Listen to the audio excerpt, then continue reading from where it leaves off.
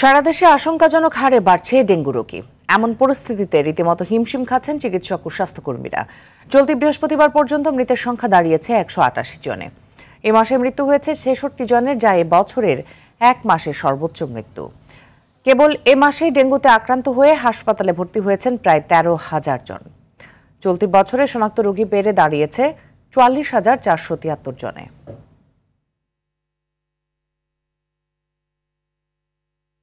দর্শক, এই মুহূর্তে মহাখালী ডেঙ্গু ডেডিকেটেড হাসপাতাল থেকে সরাসরি যোগ দিচ্ছেন সহকর্মী সাদিয়া কানিজ। সাদিয়া, এ মাসে ডেঙ্গু আক্রান্ত মৃতের সংখ্যা হঠাৎ বেড়ে যাওয়ার কারণ কি বলছেন চিকিৎসকরা?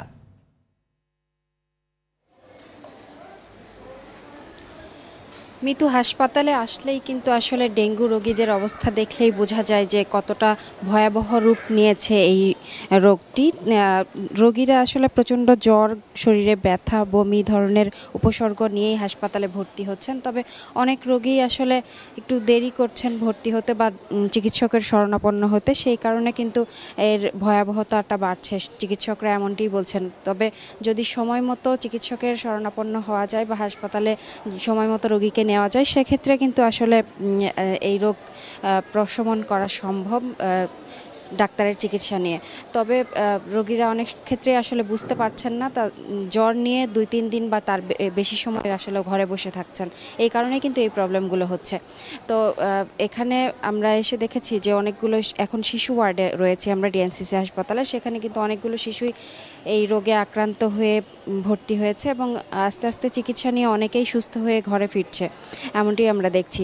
আর যেটি আসলে চিকিৎসকরা বলছেন যে গেল কয়েক বছরে আসলে ডেঙ্গুর কয়েকটি ধরন শনাক্ত হয়েছে। ৪টি ধরনের মধ্যে ধরন এখন যে ৩ নাম্বার ধরনটি, সেটিতে কিন্তু বেশি আক্রান্ত হচ্ছে এবং রাজধানীতে এই ধরন বেশি আক্রান্ত হচ্ছে ডেঙ্গু রোগী। এবং আপনাকে একটি বিষয় জানিয়ে রাখি যে এখন কিন্তু ঢাকার বাইরে থেকেও অনেক রোগী আসছে, রাজধানীর বিভিন্ন হাসপাতালে ভর্তি হচ্ছে এবং এই বছর কিন্তু ৪৪,০০০-এরও বেশি রোগী ডেঙ্গু আক্রান্ত হয়েছে। এবং আপনি হয়তো জানেন যে গেল রবিবার একদিনে সর্বোচ্চ ১২ জনের মৃত্যু হয়েছে ডেঙ্গু রোগে। সেটিই কিন্তু আসলে উদ্বেগ বাড়িয়ে দিয়েছে যারা ডেঙ্গু আক্রান্ত হচ্ছে, অভিভাবক এবং রোগীদের মধ্যে। চিকিৎসকরা বলছেন যে ভয় না পেয়ে আসলে তাদেরকে তরল খাবার গ্রহণ করার পরামর্শ দিচ্ছেন এবং ভয় না পেয়ে চিকিৎসকের শরণাপন্ন হওয়ার পরামর্শ দিচ্ছেন। আর রোগীরা মূলত যারা এসে ভর্তি হচ্ছেন তারা অনেক সময় মশারি টাঙাচ্ছেন না বা এই ধরনের যে করছেন, সেক্ষেত্রেও কিন্তু অনেক সময় হাসপাতালেই অনেককে মশা কামড়াচ্ছে। তো এই ধরনের সমস্যাগুলো হচ্ছে। তো সেক্ষেত্রে আসলে রোগীদেরকে চিকিৎসকরা যথাযথ পরামর্শ দিচ্ছেন তারা যেন চিকিৎসকের পরামর্শ নেন। তো মিতু, ডিএনসিসি হাসপাতাল থেকে ডেঙ্গু রোগের এই ছিল আমার কাছে সর্বশেষ।